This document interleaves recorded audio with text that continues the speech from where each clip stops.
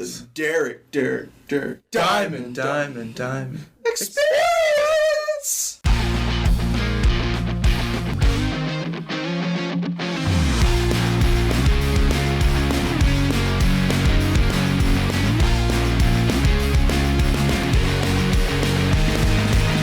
Welcome to another episode of the Derek Diamond Experience podcast. I am your host, Derek Diamond, and if you haven't yet, be sure to check out last week's episode where I listed mine and your top 5 childhood cartoons. January, as I mentioned last week, it flew by so fast that next thing I knew, it was time to do the monthly top 5 list, and I'm sure that'll be the same for this month. But we're not going to waste any time because if you paid attention to social media, this episode is coming out a little bit later than normal. I normally release episodes on Monday mornings, but if you're listening to this when it comes out, it is Monday evening.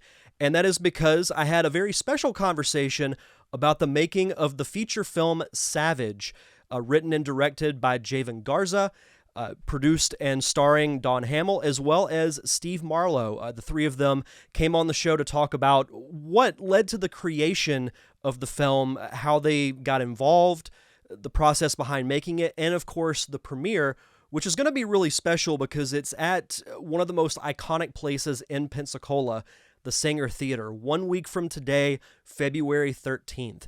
And we'll be talking about all the ticket information and where you can find tickets for the premiere. They're still on sale, as well as a special discount code if you haven't bought your tickets yet.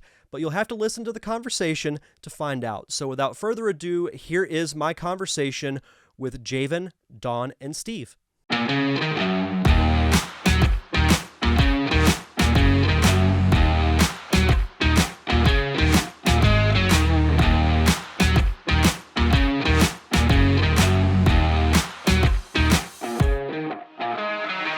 Welcome back to another episode of the Derek Diamond Experience podcast, and this week we're going to be taking a look behind the scenes of the film Savage, which will actually be premiering, if you're watching or listening to this the day it comes out, 1 week from today, February 13th, at the Saenger Theater in downtown Pensacola. And I'm here with a few of the main players from the making of the film, and we're going to talk about what led to the film's creation, the process of making it, and of course, the premiere next week. Joining me is the writer and director, Mr. Javan Garza. Javan, how are you, sir? I'm good, man. Glad to be here. Fantastic. Glad to have you here. Also joining us is a returning guest, Miss Dawn Hamil. Dawn, how are you? I am well. And finally, we have Mr. Steve Marlow. Steve, how are you? I'm good, sir. Woke up on the right side of the grass, so life is good. Can't ask for much more than that. So that needs to be on a t-shirt. I don't know what we need to do to make that happen, but I would wear that t-shirt in a heartbeat. I'll get you one. So as I mentioned, we're here to talk about the film Savage that you guys were a part of. And Javan, I wanted to ask you what led to the creation of this film, because we were talking before we started recording that it's been a long process, as films typically are. Even short films, can be a pretty monumental undertaking. So what led to the idea of Savage? Man, I'd say it's almost 2 years now since we started talking about this project, or I really started working on it. It's funny, the original image that I got before there was a Savage per se, before there was an idea of a movie, was literally the Ranger's silhouette. I had this idea of an evil version of the Man in Yellow from Curious George, and I just really wanted to create that image. And so I had that in mind, and I had texted Steve about doing just a photo shoot, nothing really complex, just a cool, interesting photo shoot. And then I was working with a buddy of mine, and Dawn and me were just texting back and forth, and she was talking about how she really wanted to make another feature film, and and I was wanting to make another one as well. We really had that itch, we really wanted to just dive back in the creative space and make another feature. And I texted her, I was like, hey, it just kind of hit me. And I was like, I had this idea of you being sort of traditional action heroine going up against a very, kind of mustache twirling villain, and I was like, the name will be Savage, and it'll take mostly place, in the woods, and it'll be just a story of survival and like watching people divulge into their savage nature. And so that was really where the idea kind of came from. It was very quick, the initial like thoughts, and then I took that idea of the evil man in yellow, made him a ranger, a park ranger, and like threw him in there. And then the kind of story grew from that and changed. There were a couple different drafts, but yeah, that was the initial thought process. And Dawn, what was your reaction when Javan told you this idea? Heck yes. I just knew that I wanted to, create another thing and let's make something happen. And when I told him that, he threw that at me. Like he said, it was just a quick idea that dropped into him. And I was like, yeah, that sounds good. Javan had mentioned that you guys had worked on a feature film before. What was it about wanting to do a feature again, as opposed to possibly doing another short? Well, for me, it wasn't necessarily because of the feature we had done before. It was just, it was time to make something happen. My heart is just this area. We have everything we need, from talent to crew to locations. I don't see why not. So that was it. I just wanted to make something happen, and a feature is what it was. Steve, what was your reaction whenever Javan came up with this idea for a feature film? How did you feel about being involved with it? Well, honestly, I'll tell you, anytime that my phone rings and I see Javan's name pop up, I try to run real fast. But this time I answered his text, and I'll tell you, when he told me the idea, it kind of turned my childhood upside down, because the man in yellow from Curious George is anything but evil. And so that really, it took me a while to grasp with that. But I finally come to terms with it, and I thought it was a really cool idea. In all honesty, any opportunity that I get to work with Jay or Dawn is just it's a gold star in my book. And especially with this, without any spoiler alerts, I'll say that me and Dawn we've had our rounds in the past, and so I was all for it. But it was a great idea. The two of them, when they come together, there's really no stopping them. And I think this time I saw in Dawn the most drive that I've ever seen in her, and that says a lot. So, Javan, kind of to circle back about the feature idea, did you have in mind, like from the get-go, this was going to be a feature film? Yeah, without question, this was going to be a feature film, because like in between our first feature and now, me and Dawn made, I want to say, 3 short films together. So it's like we never stopped working together. We were always creating and always, collaborating on something. But it was just that point where I feel like with short films, people just don't pay as much attention to them as they do a feature film. And that's the space where I want to live, is in feature film. And so I've made, I'd say, 5 short films since my first feature film. And so it was like, it's time, like I'm ready to do this. Like, and she talked about, hey, I may be able to, get together an actual budget for this one. And I was like, I'm down. If we can do it, let's make it happen. Like, I'll write the script. And I had written 3 feature films previously in between my first and this one. So I had a little bit more under my belt, I felt, in understanding how to structure. And it was just like, it felt like, all right, this is the leap. It's time to do it again and do it better this time, Well, and that's a great thing to take away too, from whether it's a short or a feature. Once you do it, you'll have a better idea and understanding of what to do and what not to do for the next one. And I commend the 3 of you and everyone else that were involved with it, because when I did my short back during the summer, we did 2 days, and then we had to come back and add a third, a month later. But that Monday, when I had to go back to work, I felt like a zombie. because I've just put so much into it, had so many long days of prepping. Both shooting days were long. And then I just remember sitting at my desk Monday, just like I was completely useless for the day. So how long did it take for you guys to shoot the film? I want to say the original schedule was, we were hoping for 14 days or 15, and it grew into in total 20 days. And so we realized quickly, just the pace that you move is, you slow down on set. Our first day was 16 hours, and it was just like, oh, you're exhausted by end of that. And I totally understand. This is the first project because we slept at the cabin as well, or at least most of the crew did. And I was waking up with panic attacks, and the crew actually kind of laughed because I took a nap one day. We had a long break. I took a nap, and they came in and asked me something. I woke up and I was like, "Yeah, let's go, man!" Blah blah blah, and just immediately went into it. And then I actually woke up as I came down the stairs. But yeah, it grew over time. But it's one of those things, and from your short film, is that you realize, hey, it deserves more. It needs more time to incubate. It needs more time to grow. And that's exactly what we ran into. And we were also really afforded the opportunity to do reshoots to some extent, not extensive reshoots, but what we needed. And, the film kind of it earns it. It deserves it. It deserves our attention. And, you don't go in with that plan in mind, but ultimately it just happens along the way. And I think it's all the better for it. No, I totally agree.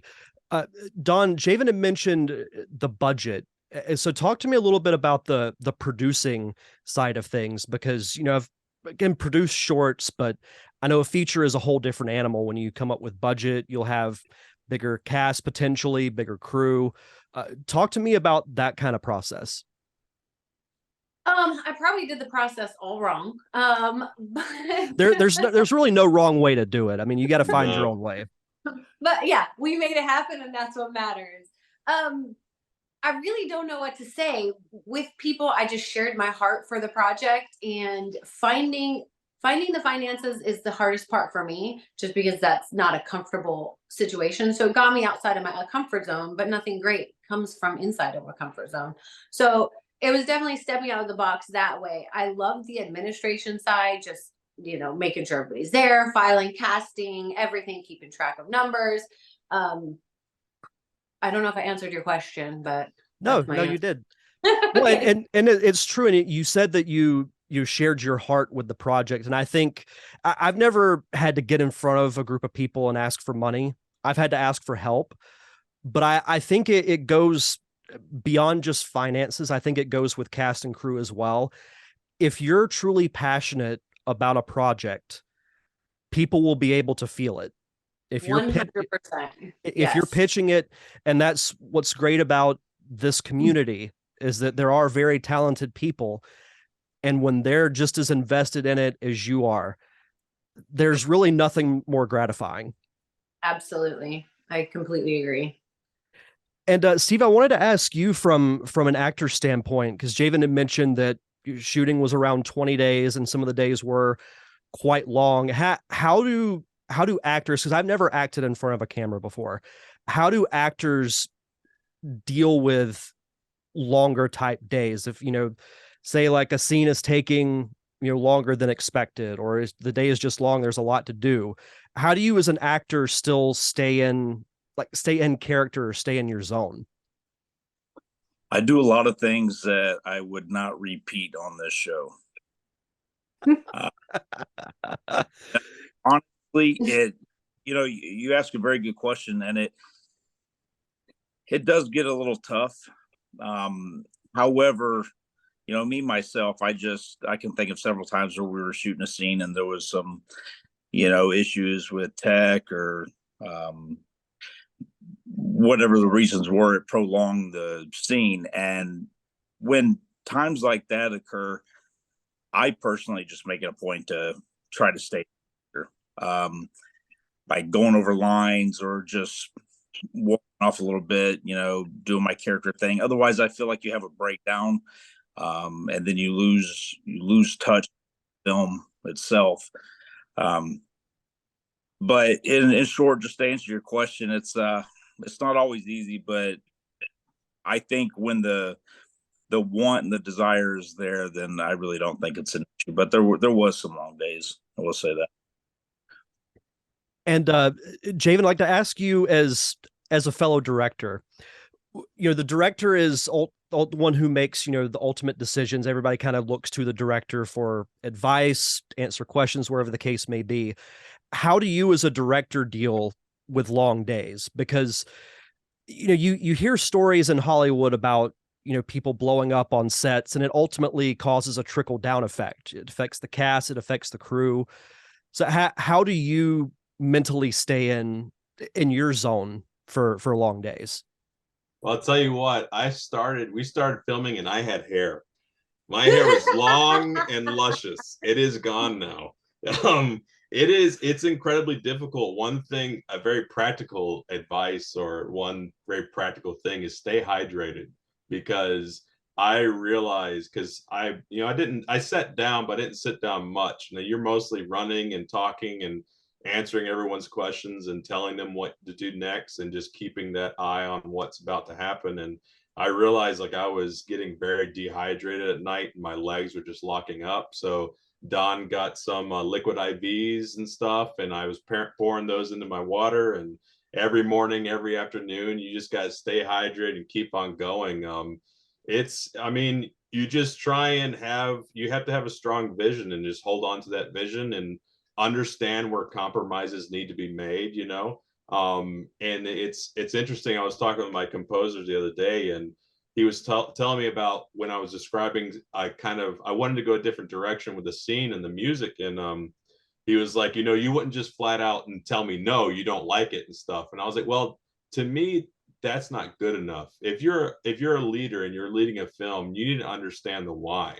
So just telling someone no, to me, isn't good enough for them, because they're bringing you an idea. They're investing, like you said, into the project, into your thing. It becomes our thing. So I always try and know the why behind what we're doing, and just hold on to that why and carry it through to the end, because ultimately you're the view of the audience. You are the audience on set, and trying to see it how they would see it. And yeah, just hold on to that why and stay hydrated, man. That's the only thing you can do, and just ride the wave. What happens, that what's supposed to happen will happen eventually.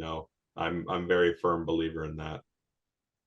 No, I totally agree. And the concessions can always, be tough, but as the director, it is something that you do have to keep in mind. And if, the situation calls for it, then it very well could happen. But like you said, you just have a clear vision, and you try and see it through to the best of your and everyone's ability. Dawn, same question, because in addition to producing, you were also acting. So how is it for you, especially on those long days where you're kind of on both sides of the camera? So how was that experience for you? There was a lot to learn. This whole process, I think Javen and I, every step we take, we realize we need to learn 2 more things. And I would say that was probably the toughest part. Like, physically drained, I can handle, but it's the mental draining that's a little harder to get over. And just finding that there's a place you can go to as an actor to find peace. There's a place you can go to find strength, or whatever it is that you need. And so basically just implementing those same techniques and workshop things into your daily life while you're on set. But also the people around you made a huge difference. I mean, if there was any moment where I was like, oh, there was Javen there, I'm like, all right, bud, you good? Or Steve cracking a joke. He's our on-set jester. Absolutely love. It's an important job. Very important job. And like Javen said, we were very fortunate with the team and crew and cast that we had. We knew everybody that we were able to hire, and that really made this film and this set the experience that it was. What locations did you guys use? Because I got to see the trailer, and what I liked about it was it definitely has a horror feel to it. but I also like the fact that it was in black and white and it had these very harsh shadows and almost gave it almost like a dark storybook kind of feel to it, which I thought was really cool. So I'm curious, where did you guys shoot the film? We shot it mostly in two locations. One, we were very fortunate. Jerry, the owner of the cabin in which we filmed, we met him on Airbnb, and we took our business off of Airbnb very quickly just for contracts and everything. But he was totally game, and the property was amazing. It's mostly all wood in there, so it really catches light very well. It's very light colored wood, and so he opened it up, and he actually went the extra, further mile and opened up his garage. It was a 3-car garage, and we were allowed to store equipment in there and everything, which typically isn't what he does. And he actually took off and took a vacation. It was like, the whole thing's yours. And then we have another very good friend, Belinda, who allowed us to film on her property. She has 115 acres and 135 acres. And we filmed a lot of the bulk of the wood scenes there. But yeah, the decision to go black and white came from me because just on a lower budget, you got to control color. And so that was something that I kind of saw would be a problem, is controlling color. And I love black and white. I think black and white's very interesting. And like you said, the harsh shadows and everything, that was a very intentional choice. I'm glad you saw that and got that from it, because I like very sharp and very dark images contrasting with very light images. And so that was our goal. And we kind of married ourselves to that, to our either detriment or benefit. I don't know, because we have come to find out that black and white films don't sell as well, but we're tackling it as we go. But it was a choice, and I loved it. And I feel like on set, the crew really started to see it, because we had our monitors in black and white too on set. And so everyone's kind of looking at it, it's like, wow, it really has a very distinct visual element to it. And I was actually able to put together a little bit of a reel during filming in a break, and I showed it to the cast and crew on set, and I was like, this is what you're working on. And everybody, I feel like that really showed everybody what we were doing and really alleviated whatever questions there might have been. So yeah, it was fun. Yeah. Something that I'm always curious about when it comes to the making of a film, there's always, well, I won't say always, but more often than not, there's, whether it's a funny story or something that, stands out as like a distinct memory. So Steve, we'll start with you. Do you have any type of like incident or story that's funny or stands out from you when it comes to Savage? Do I have it? Again, I can't repeat on. I going back to the long days when we were discussing that, there was a scene that Dawn, Ty Smith, Eddie Wells, then of course Javan and all the rest of the awesome crew, that they were shooting on Belinda's property, and I was unfortunately stuck in the little house where there was air conditioning and water, and I got to sit down. But I remember they were gone for several hours, and they came back, and they were just literally soaked. It was so hot outside, and I felt so bad for them. And Ty and Don were telling me how they were doing nothing but running, and I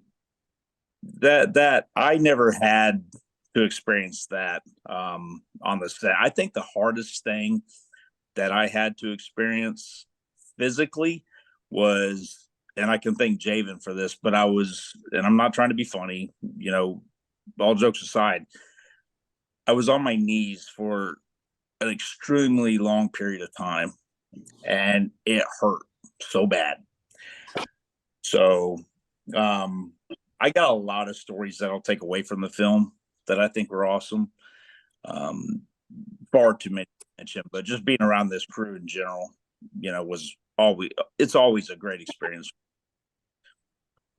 I love to hear that. I love hearing about great cast and crews. They just make the experience so much better. Right. Javan, what about you? I'm pretty sure I know what Don's story is going to be, and it involves a pair of pants. But It can be your story too. No, I have a separate one. Yeah. um, I mean, every day is a blast, really. Like I actually got to work with who now has become a really good close friend of mine, Chris Vargas, on the set, and just joking with him is great. We have very similar upbringings. We're both American Latinos raised by very Latino parents, and with just joking with him every day, I'll always remember that stuff. But I try and keep it light. But I know just off the top of my head, Eddie Wells is an unsung hero for this project. He's a He is an absolute beast. He was our fight choreographer. He was our stunt man. He was Steve's stunt man, and it was the day we came back to continue the fight scenes. It was his 60th birthday, and he's there getting thrown around and just loving it, not complaining. But I remember um, him and Don are getting very physical, getting very close, and when the intensity's high and everything, sometimes just mistakes happen. Don ended up hitting him in the side of the head 3 times on his 60th birthday on accident during several takes. And I just remember looking at him and just being like, buddy, are you okay? Like, we can take a break. He's like, no, I want to get in there. I want to do more. And Eddie Wells, man, like, love him. He's a great friend now. I'm glad to have been able to work with him, but he kind of is my favorite memory, and just watching him, because this was also like, he's never really done these kinds of things before. He's an instructor for a Krav Maga training facility, and seeing it through his eyes and seeing his excitement and just coming to set every day and looking at this world that he's completely fascinated by was just just a shot of energy that I needed, because like you said, with the long days and it being stressful, seeing someone who's excited and seeing their energy like a little kid, like really, really just made my day every time. Well, especially someone who's, and I don't want to say 60s old, but older, being thrown around like that and just getting into the project and being that excited. Like, if I was even just a PA, that would fire me up like crazy if I were watching that happen. Exactly. He took it like a champ, man. And like, I mean, with fight scenes too, like I really realized in this that you have to dedicate so much time to that, because there's the choreography, and then there's the angles, and then there's just getting it right. And his ability to just continue doing them over and over. And afterwards, he actually went and got his shoulder replacement done, and is like back at it again. And I'm just like, buddy, like I don't know how he does it. He's a piece of iron. He's not a man. And like, but his energy and just his spirit is that. I mean, that's why he has the abilities that he has. Is he's just such a pure guy. Had he done any fight choreography for a film before this? Yeah, we broke him in. We did a short film with Dawn, and Dawn wanted to show her ability to do fights and do those more intense scenes. And he actually stepped up and fight choreographed, I think, all of the fight, him and another gentleman. And but he also did the stunts in that scene, and that's where me and him met and got to know each other a little bit.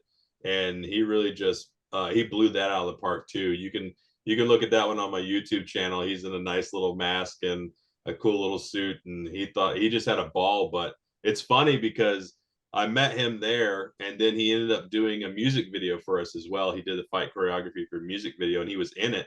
But on that music video set, I actually got to see him and Steve standing side by side, and I was like, man, they look so much alike. I was like, man, Eddie could really be Steve's stunt double for this.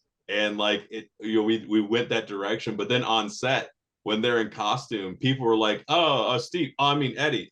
Eddie. I mean Steve." And they were naturally getting the two of them confused. Those two are twins, man. Yeah.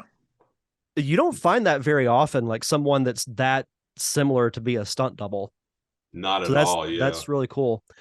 Well, while we wait on Dawn to get back, because I'd be curious to get her take on funny stories or funny incidents that happened. Steve, we'll start with you. What's next for you? Do you have any other projects or anything in the works that you want to talk about? No, honestly, I'm just kind of taking it as it comes right now.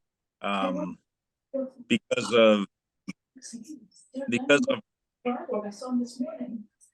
you know, I'm not going to say I'm limited on what I can do, but my full-time job takes a lot of time.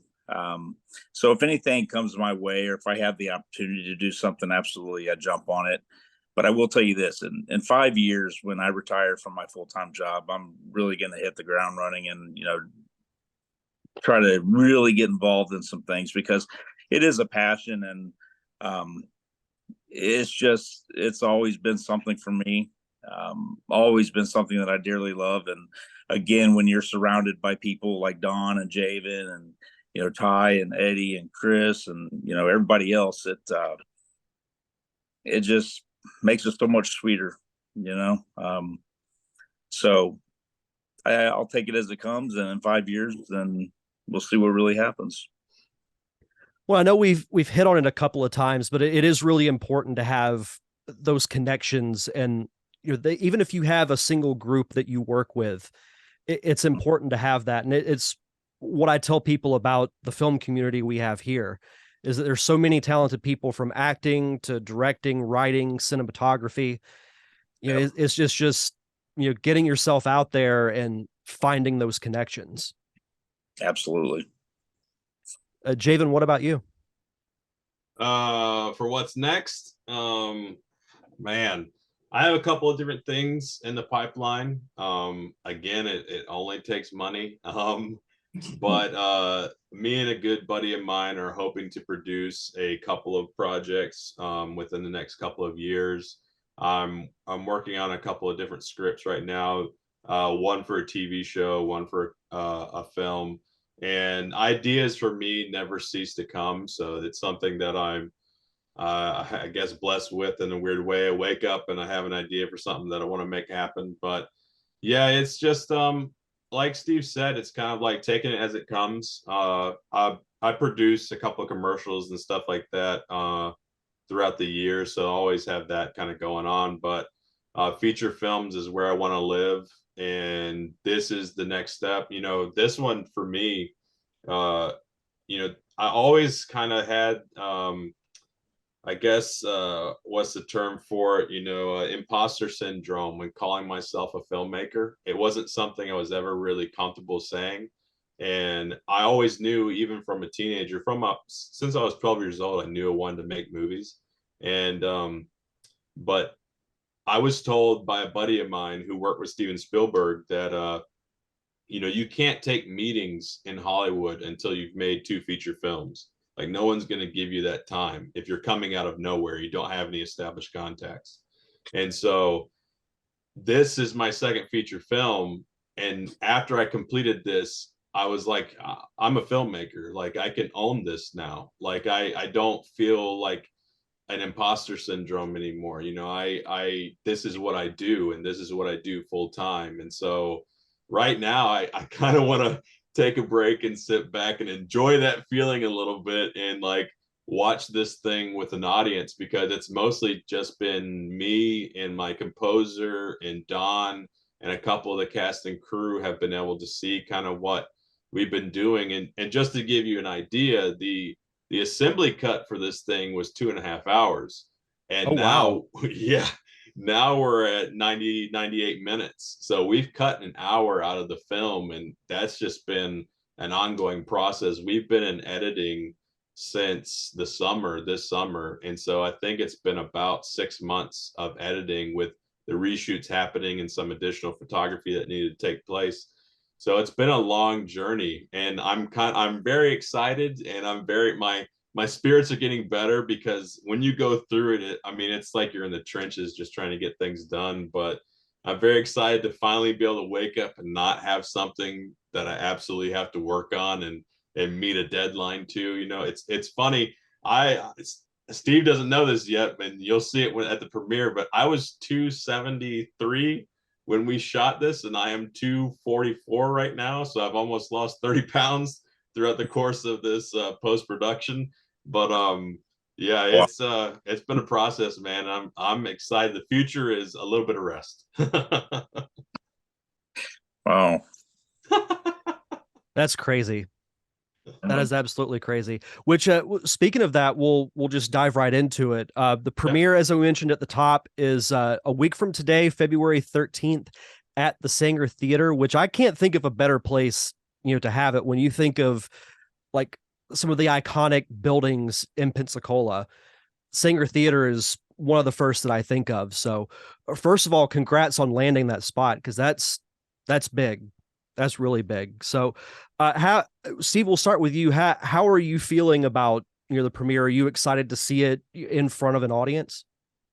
I am. I'm very excited. I'll say that, going back to the conversation about the film being shot in black and white, I was one of those that when Javan told me it was in black and white, I was kind of skeptical. Because I believe he said it. Black and white just doesn't seem like it sells. However, after he showed us some things and, he talked to me about it, it really made sense. And I think it really fits now. So as far as the premiere, yes. Other than that, I think it's going to be awesome. And I am very excited about it. And I applaud Dawn and Javan and whoever else had a foothold in it that landed that spot, because it is a big deal. Like you said, it's just, you hear the term Saenger Theater and it's iconic, and to be associated with that, I feel very privileged and honored. So I am looking forward to it a lot. What about you, Javan? Man, I'm a little nervous because I remember as a kid going to the Sanger and for field trips and watching plays there, and always I just got chills thinking about it, man. Like, always having this sense of like, I'm entering another world. I'm entering a place just full of imagination and full of mystery and wonder. And you see the haze in the air when you walk in as a kid, and there's this atmosphere there that's interesting. And like, I've worked in Broadway theater now, and it's we talk about the spirits of the theater and everything like that, and that's why they leave a light on the stage, and there's just a whole atmosphere that's incredibly interesting with theaters. And when this was Dawn's idea, I would give her full credit for the Saenger Theater. This was something that she wanted, and she wanted to pursue, and she ultimately was able to secure. And me, I was like, I'm thinking, my headspace is, let's just go to a small theater somewhere where, we're not going to bother anybody. We're just going to be in the dark. And because that's my nature, is just to go somewhere and hide, be behind the camera, and not be seen. And Dawn, she wanted to go all out, and she was like, no, I want the Saenger, and like, I'm going to go after it. And we got it. And she started sending me videos from walkthroughs and stuff that she was doing. And I was just like, man, I don't know. And then finally one day, it just hit me. It was like, get out of your own way and don't fight this and let it happen. And I started really thinking about it. I was like, you know what? Yeah, the Sanger's really cool. Like, that's not your typical venue to watch a movie. It's like there's a full presentation to it. And with the black and white as well, like, I love old movies. I love Abbott and Costello. I love old Hammer horror films. Like, black and white is just something that speaks to me. And I actually wanted to shoot in 4:3, but that idea was did not make it. Unfortunately, couldn't go full old school. Exactly, couldn't go full. There was a little bit in there, but not. We didn't do the entire film in 4:3. But so for it to be presented at the Saenger in an old school like theater, and it's an old school movie in spirit, and to see those red curtains when they open and everything like that, it's just gonna, I know I'm still getting chills just thinking about it. It's gonna be, I don't know, it's like a warm blanket. It's like going home to me a little bit. It's revisiting those old childhood memories, because I don't think I've been in the Saenger for years, but I have distinct memories of the architecture and the art and everything like that. And I'm really curious to see how it's aged and how it's held up. And I used to work on Palafox and would walk past there every day to go to lunch. And so it's definitely something that I care about and cherish. And the opportunity to do that there, I feel really privileged, and I feel it's awesome that Dawn was able to secure this, and I'm eternally grateful to her for being able to do it and do it in style the way that she does things. Well, it's one of those things, it's a feature film, so I feel like you got to do it big, because I could tell the amount of time and work that you all have put into the project. And I have those same memories of going to the Saenger for field trips, when I was a kid. And I remember going there to film the costume contest for Pensacola a couple of years ago. And it's that same feeling that you're talking about, where it's almost like you're stepping into another time because of the architecture and the unique look of it. It's like it might be, at the time it was, 2018, 2019. But when you step in, it's like it could be the 40s, it could be the 60s, or it could be modern. Like it just has that timeless feel to it. So I'm excited for you guys. I think it's an incredible accomplishment. Just to make a film is an accomplishment enough, but getting to play it in the Saenger Theater is a huge accomplishment, and I couldn't be happier for all of you. No, I appreciate it, man. Like it really means a lot to us. And the imposter syndrome sneaks back in a little bit, and I kind of go, well, I hope I don't let anybody down, with the work I've done in post-production. So yeah, it's going to be interesting. It's going to be interesting to see how it plays and to be in the atmosphere. And yeah, like you said, walking back in time with that is going to be an experience. And Stanley Kubrick actually said something along the lines of the audience giving themselves over to the film. And, that's kind of your job as the audience member, is to allow the film to consume you, allow the film to take you on a journey. And I really hope in this atmosphere that will be so much easier, For sure. So Dawn, now that you're back, I'd love to get your take on, I was talking with Javan and Steve earlier about the funniest or most memorable experience you had on set of Savage. So what would be yours? We were filming one of our final fight scenes, and I was working with Eddie, who you are all familiar with now. And we are very familiar with close quarters and being on each other and flipping and kicking and all this stuff. And we're doing this part where he's flipping me over his shoulder, and we have to do it multiple times, just straight onto the ground, just flipping me over and over again. And we get a really good flip, and I land, and I'm about to get up, and I hear a whomp. Yeah, my pants ripped right down the center, down my thigh. We didn't have another pair. We tried duct tape. It didn't work. It kept flying off. So fortunately, our makeup artist had a pair of black leggings I could put on underneath, so I didn't have my white thighs and butt cheek like flashing the camera. So you guys also dispelled the myth that duct tape fixes everything. Exactly. True. We sure did. We are Mythbusters. Mythbusters Savage Edition. Duct tape does not, in fact, fix everything. Nope. Something else that we were talking about was the premiere next week, and Javan was saying that you were the reason why you guys are showing the film at the Saenger, and we were talking about how big of a deal that is because of, when you think of iconic Pensacola locations, to me, Saenger Theater is near the top of the list. So how did you secure that location? Because that's a huge deal. It really is, and it was a little scary at first, but thinking about the venue we wanted, none of the locations I thought would be large enough. We'd have to do multiple showings or more than one theater at a time, and I really wanted everybody to be together as a whole collective to experience this, because again, this is about this area and our community. And in my heart, I wanted the Saenger. And so I was talking with one of our investors, just going over where we were at and the next steps we were taking for the premiere. And one of them said, well, what about the Saenger?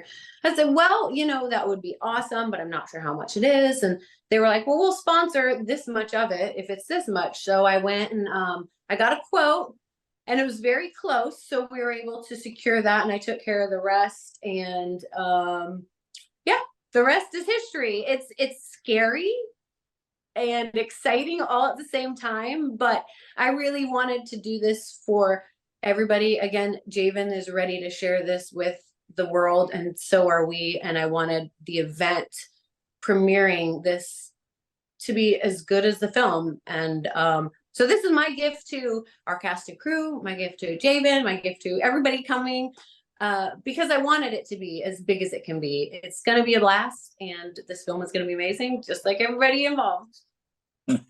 She has given a lot. I was about to say that's a pretty amazing gift. That's like birthday, Christmas times 2 all rolled into one. All of it. She's covered us for the rest of our lives.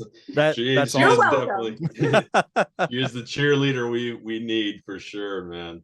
Yeah. And, hey, Derek, if I could piggyback on that real quick. Yeah. So Dawn asked me, we were getting towards the end of shooting, and I remember she asked me how I felt everything was on set, how the set was going, anything from, administrative, everything. And I told her this, and I want to let you know, but I told her that it was probably, I think without a doubt, the most smooth set I've ever been on. And I've been on some, bigger projects, television series. Like I said, I was in a B roll movie. And this set, Savage, ran so much more smoother than these other sets did. So again, I tip my hat to Javan and Dawn. I know they spearheaded this, but to everyone involved. So I just wanted to throw that out there. That's fantastic. No, it's like I was saying earlier, it's when you have from the top down a cast and crew that are invested in the project and they want it to be as good as it can be, there's no better feeling. It's almost impossible to fail, in my personal opinion. True. Absolutely. Yeah. It's an invaluable thing. Money can't buy that is belief and people that are on your side. If you can get the most expensive cinematographer and gaffers and stuff, but if they don't want to be there, it doesn't matter, and that's really the key for us. And me and Don have said it, and I've heard Steve say it too. It's like, to us, this isn't just a project. This isn't just a group of specialists or people that are in their field. This is really a family. And ever since we started working together, and Steve came on board in our first feature film, and ever since then it really has felt like a family. We make fun of each other like a family does. Some of us fight like family members do, but at the end of the day, I think one thing that we all kind of collectively sync up on is that we want the project to be the best it can be. And we all, I feel, kind of push our egos out of the equation and leave them at the door, and we come on, and it's just about, okay, what can I do to make this the best it can be? And and ultimately, what is the thing that will benefit the project the most? And there's definitely a kindred spirit that I feel working with these guys. And I must say, Steve wasn't just in any B movie. He was in The Atlantic Rim, and he will not gloss over that fact. So, I was roasted by the staff of Mystery Science Theater 3000. So my life has been lived. That's like, I could retire off of that. If you've made it, if you get made fun of by Mystery Science Theater 3000. That's right. So where can people buy tickets for the premiere of Savage? They can buy it at the Saenger's website. Also, what is it? SavageRedCarpet.com. Is that what that web is? Yeah. There's a link on there. Make sure that they're actually going through the actual Saenger or Ticketmaster, not third parties, because there's so many, like, hiking up the prices. But yeah. scalpers came for us and Taylor Swift, man. We're on that level, you know. Yeah. We're just, when you get this big, you know, people are just trying to take everything you got, you know what I'm saying? Right. Oh, I also wanted to say that anybody listening to this that's purchasing their tickets after, there's a discount we're going to give you. All caps friends and the number 20 after. It's no space. Friends 20. Fantastic. An exclusive announcement here on the show. I love it. Awesome. Well, guys, thank you so much for taking the time to do the show and chat about your film. I was telling these guys here, I'm going to try my best to make it to the premiere. If I do, I will make it a point to say hi to you all. But if I can't, hopefully it goes well. And thank you again for taking the time. Oh, it'll go well. Thank you for having us. We really appreciate it, man. Thanks again to Javan, Dawn, and Steve for taking the time to come on the show to talk about Savage. Be sure to get your tickets now for the premiere, which will be next Monday, February 13th at the Saenger Theater. One thing I forgot to mention in the intro, I mentioned at the top of the interview that Dawn was a returning guest on the show. And it's interesting because the show has been going on for so long that the interviews can kind of blend together. And then it seems like, you know, the interviews that you did years ago seemed like they didn't really happen that long ago. I went back and looked in the archives, and she appeared on this show in April of 2016. And I was just thinking about how much different my life was at that time.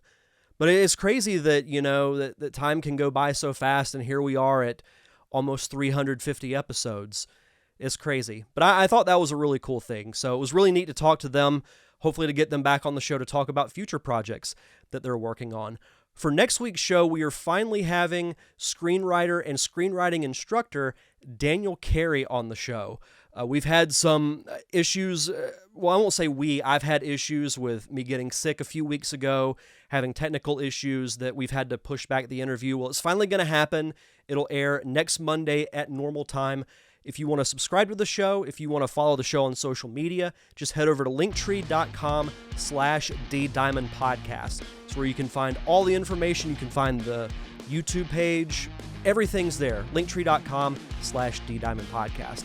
That's going to do it for this week's show, so enjoy the rest of your week. Have a safe and fun weekend, and we'll see you guys back here next Monday.